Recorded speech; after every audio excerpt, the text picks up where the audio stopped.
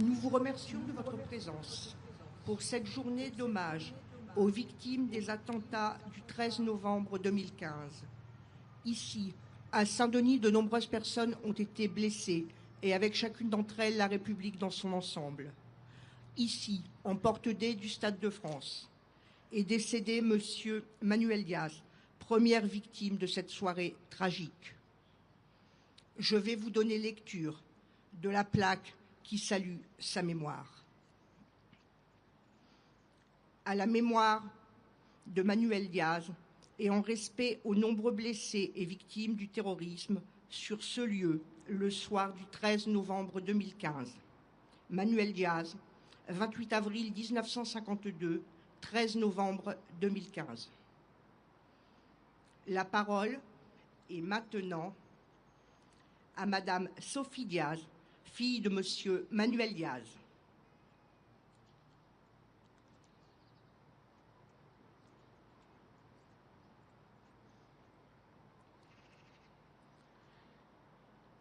Je prends la parole aujourd'hui avec une émotion immense, celle d'une fille, d'un parent, d'un frère, d'une sœur, d'un ami, d'une personne à qui l'on a arraché quelqu'un que l'on aimait profondément.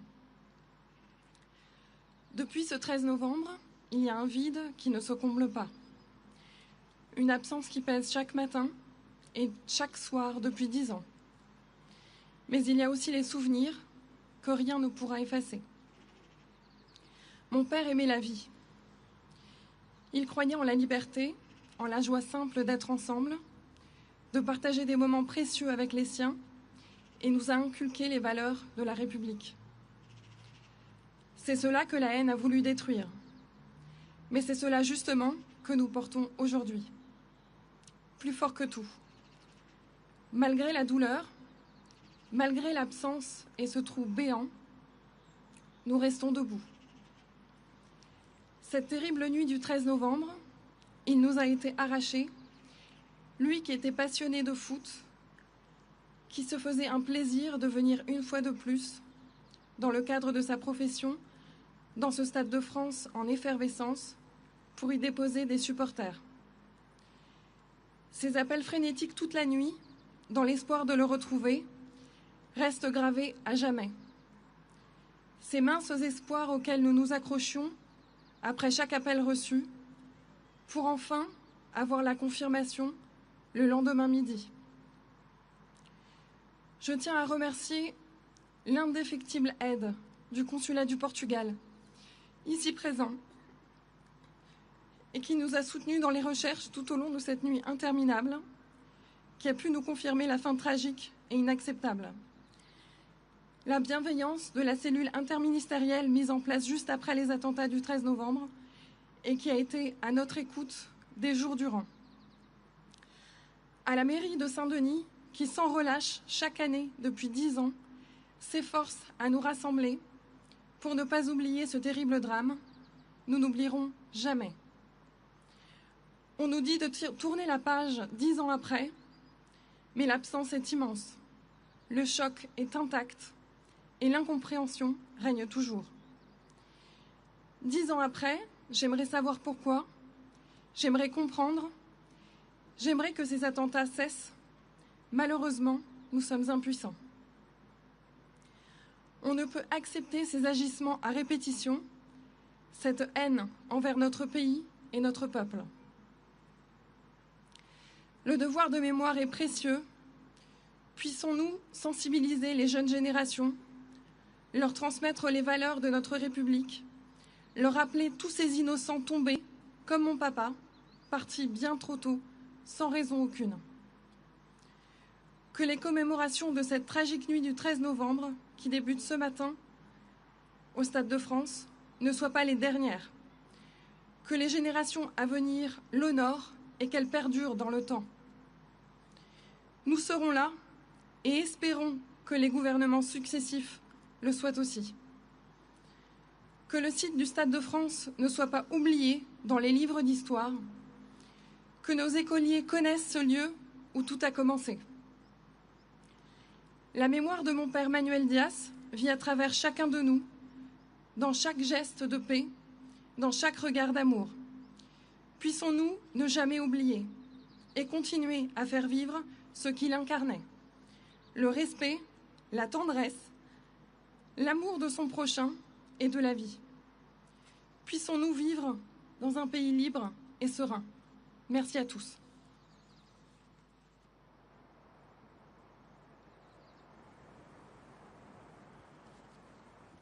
Merci. La parole est à Monsieur Mathieu Hanotin, maire de Saint-Denis et président de Plaine Commune.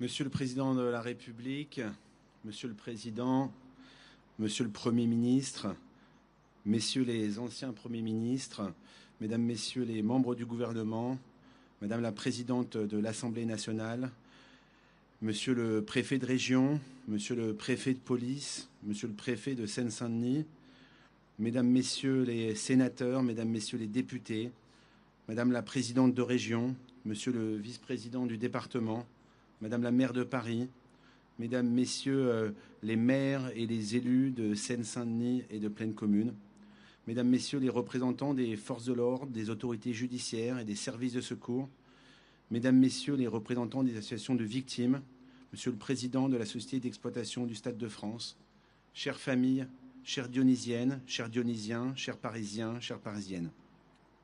10 ans. 10 ans ont passé, et pourtant le 13 novembre 2015, c'était hier. Chacun et chacune d'entre nous ici le ressent, tant la peur, la douleur et le choc de cette soirée sont encore vivaces. 10 ans après, Saint-Denis se souvient. Comme chaque année, nous nous retrouvons devant la porte D du Stade de France, où résonnent encore les détonations des 3 ceintures d'explosifs déclenchées par les terroristes islamistes. 2 explosions ont eu lieu ici même, avenue Jules Rimet. Et la dernière, dans l'impasse de la Coquerie, que nous fleurissons depuis 2 ans en amont de cette cérémonie. C'est à quelques mètres d'ici que Manuel Diaz est mort. Je veux adresser toute ma sympathie à sa famille et à ses proches qui sont avec nous aujourd'hui. Permettez-moi de remercier particulièrement sa fille Sophia pour les mots bouleversants qu'elle vient de nous adresser en mémoire de son père. Je veux vous dire que notre ville n'oubliera jamais celui que vous avez perdu le 13 novembre 2015. Manuel Diaz est le premier nom d'une liste affreusement longue, la première vie fauchée par l'obscurantisme et la barbarie ce soir-là. Il était chauffeur d'autocar, il avait amené des supporters voir le match amical France-Allemagne. Il était à la terrasse du bar L'Event, juste derrière nous, quand la première déflagration a eu lieu. Je pense aussi à l'ensemble des victimes blessées par les kamikazes qui ont survécu, mais dont les séquelles physiques et psychologiques sont terribles. Des Dionysiennes et des Dionysiens, des visiteurs, des travailleurs des cafés et des commerces voisins, des clients du McDonald's, ou tout simplement des passants attirés par l'effervescence du match. Des femmes et des hommes qui sont pour nombre d'entre eux ici et qui ont vu ce soir-là leur vie basculer. Eux aussi, je les salue et je veux eux aussi leur témoigner l'entière solidarité de la ville de Saint-Denis. Guérir de cet événement est un combat de tous les jours. Nous savons que cette soirée vous a marqué à vie et nous sommes à vos côtés. Je veux aussi évidemment remercier pour leur action les 3 associations présentes à cette cérémonie, 13 11 15, Life for Paris et l'Association française des victimes du terrorisme. Le 13 novembre 2015, à 21h20, l'ambiance joyeuse d'un match amical au stade a laissé place à l'effroi. J'aimerais à ce moment rappeler le sang-froid, le courage et la lucidité du préfet de la Seine-Saint-Denis de l'époque, Philippe Galli, qui est avec nous aujourd'hui, qui a su prendre les décisions nécessaires pour éviter la panique et protéger les 80 000 personnes présentes dans l'enceinte. Les spectateurs ont bien sûr connu une longue attente empreinte d'angoisse, mais grâce à l'intervention des forces de police, des gardes républicains présents sur place, des pompiers, des stadiers, des bénévoles de la sécurité civile et tant d'autres, ils ont pu rentrer chez eux sains et saufs. Le lendemain, les abords du Stade de France sur lesquels je me suis rendu ressemblaient à une zone de guerre. Saint-Denis était plongé dans le silence, comme Paris, frappé de stupeur et de chagrin. Pour autant, pour notre ville, l'histoire ne s'est pas terminée ce jour-là. Saint-Denis a tremblé une nouvelle fois le 18 novembre, lors de l'assaut du RAID et de la BRI contre l'immeuble du 48 rue de la République, à l'angle de la rue du Corbillon, où une partie des terroristes s'étaient réfugiés. Au cours de l'assaut, 47 familles ont dû être évacuées en urgence de l'immeuble. Elles ont, elles aussi, été durablement traumatisées et en 2022, elles ont enfin été reconnues comme victimes du terrorisme. Je tiens à saluer l'action du maire de l'époque, Didier Paillard, des services de la ville et de l'État, mais aussi l'élan de solidarité des personnels de l'école de la rue du Corbillon et de nombreux habitants et habitantes qui ont permis d'accompagner toutes les victimes et de les reloger. Lors de cette journée du 18 novembre, 17 000 personnes ont été confinées dans le centre-ville pendant l'intervention des forces de l'ordre. Partout dans la commune, des habitants ont été réveillés par le son des 1500 munitions qui ont été tirées pour mettre les terroristes hors d'état de nuire. Cette nuit-là, Saint-Denis a retenu son souffle, écoutant l'assaut, témoin silencieux de la fin de la traque des assassins. Il y a 10 ans, Saint-Denis a été projeté au cœur d'une attaque terroriste qui dépassait très largement ses frontières communales. Le soir du 13 novembre, c'est notre pays tout entier qui, au travers du Stade de France, du Bataclan, des terrasses parisiennes, a été ciblé pour ce qu'il incarne le mieux, la liberté, la ferveur et la joie.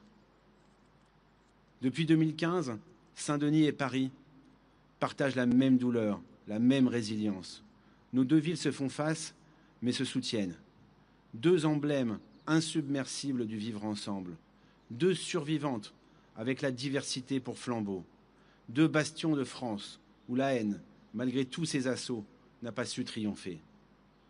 Tout à l'heure, les cloches de la basilique répondront à celles de Notre-Dame pour rendre hommage ensemble à toutes les victimes.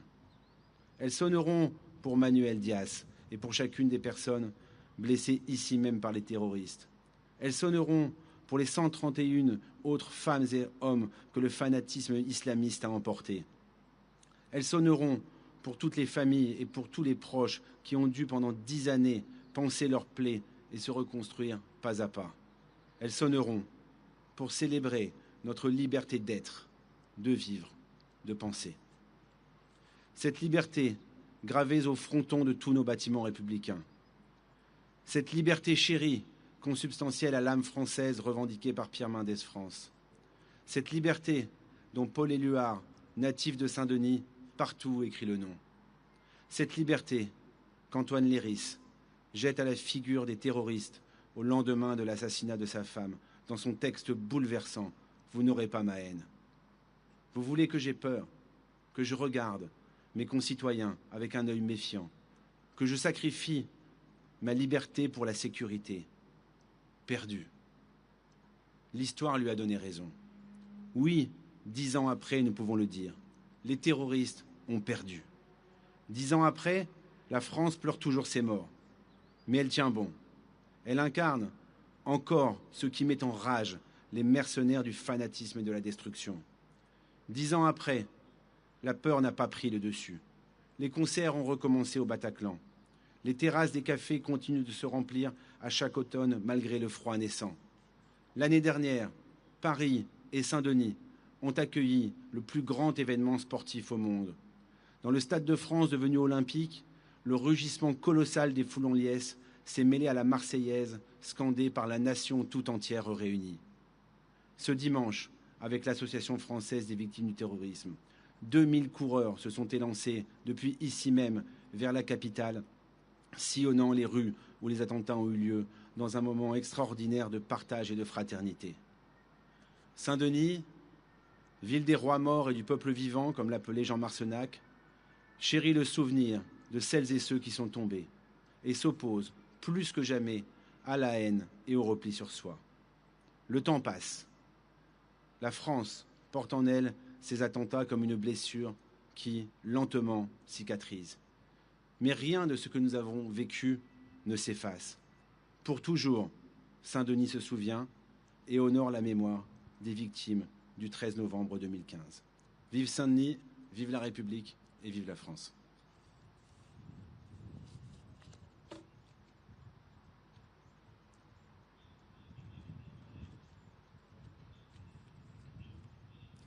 Nous allons maintenant procéder au dépôt des gerbes. Garde à vous. J'appelle maintenant les représentants des associations. Monsieur Philippe Duperron pour l'association 13-11-15 et Monsieur Arthur Desnouveaux pour l'association Life for Paris, accompagnés de Mesdames Diaz, épouses et veuves de Manuel Diaz.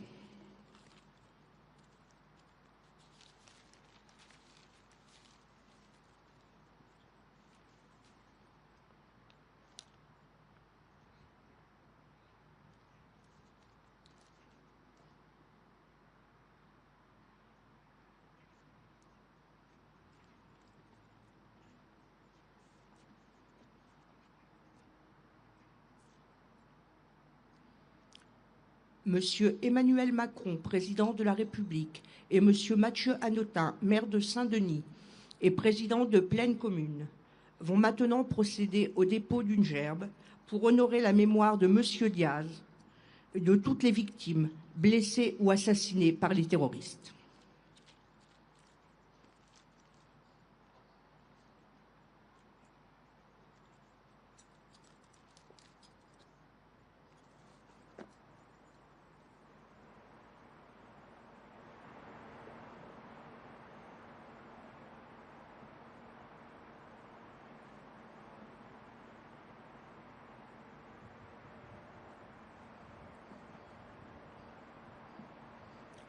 Je vous remercie de bien vouloir observer maintenant une minute de silence.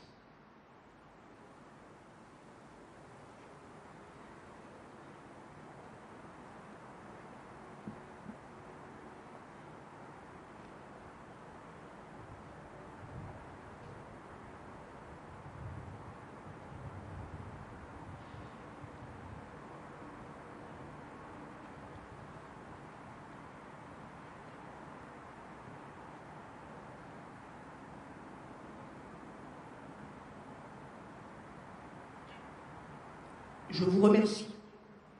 Et maintenant, notre hymne national, la Marseillaise.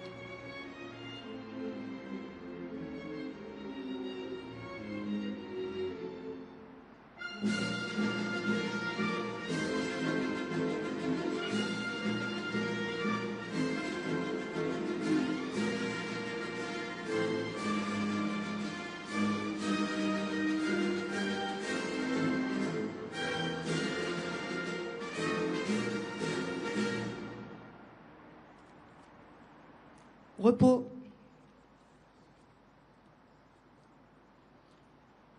Cette cérémonie officielle est maintenant terminée. Nous remercions l'ensemble des personnes présentes d'y avoir pris part pour ce temps mémoriel important.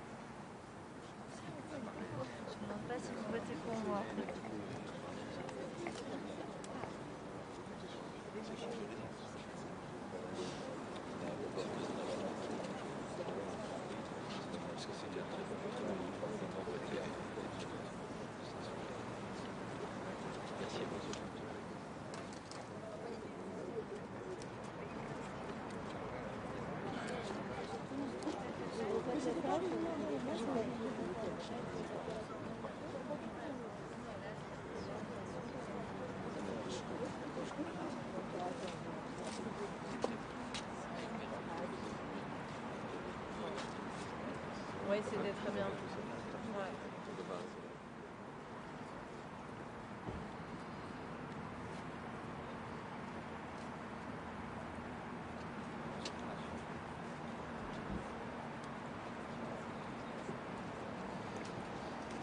Bonjour.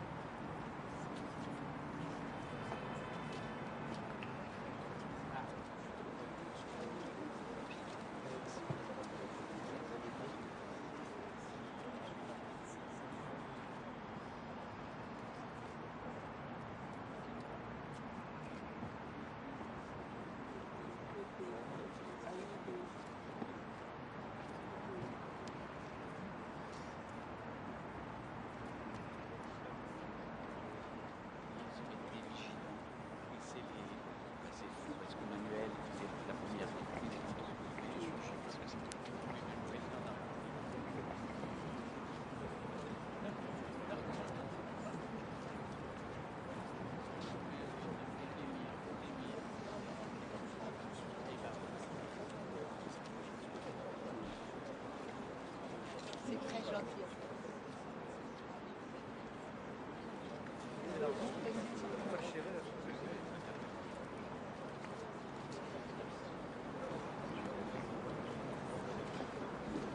Ah, c'est gentil. Très bien. Très bien, merci.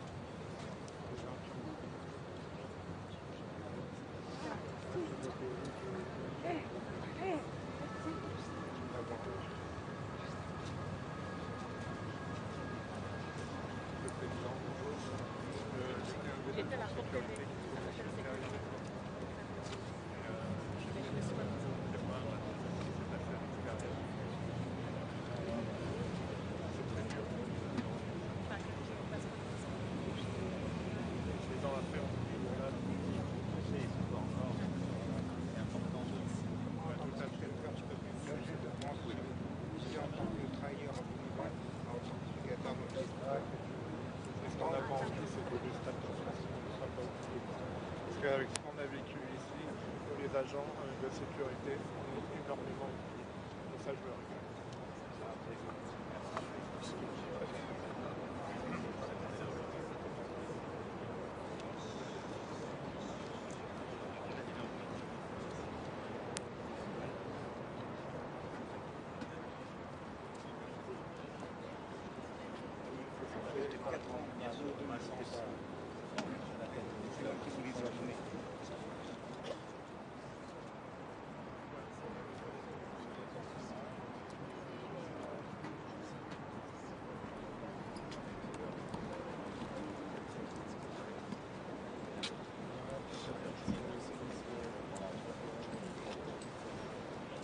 Merci mesdames et messieurs.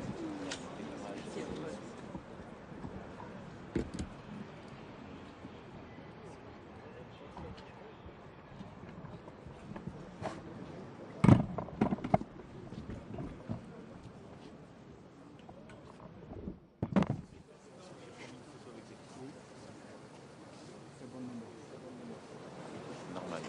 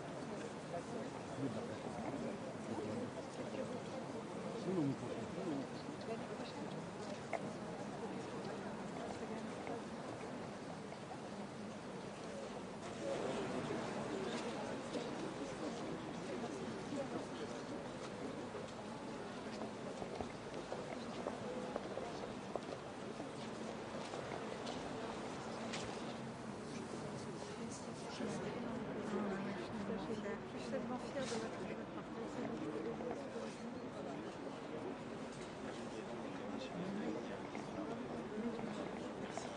Bonjour, monsieur le président.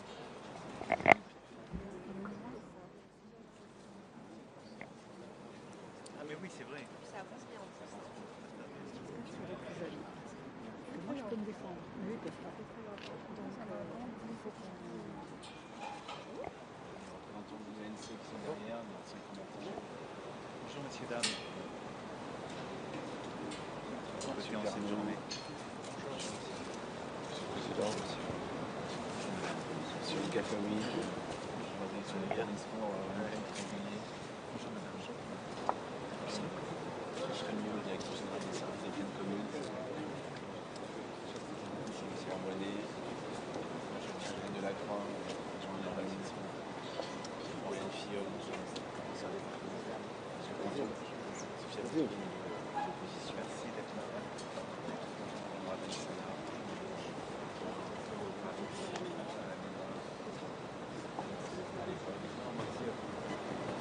Et le possibilité d'être premier match. Oui, je l'ai salué.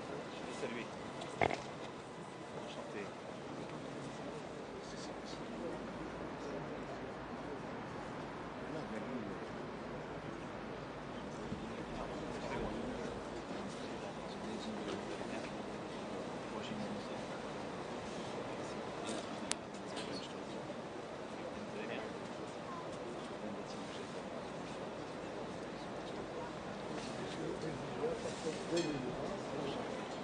Pardon, je vous ai empêché de saluer, monsieur le maire.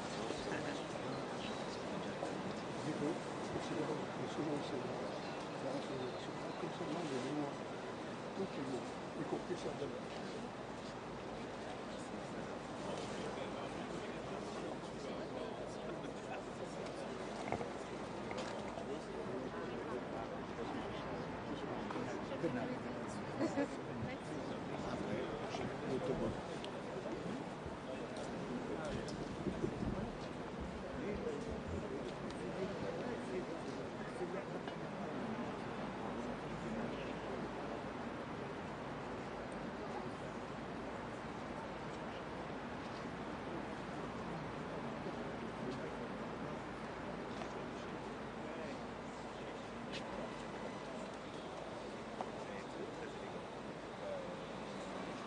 ouais, enfin bon. À tout à l'heure.